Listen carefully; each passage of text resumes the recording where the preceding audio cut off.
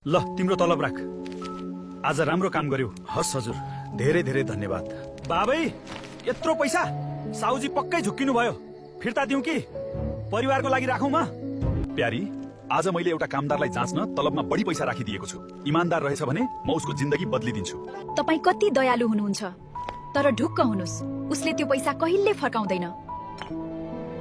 Madam, मालिकले झुक्किएर बढी पैसा दिनुभयो, यो उहाँलाई दिनु होला। हुन्छ, म दिन्छु, तिमी जाऊ।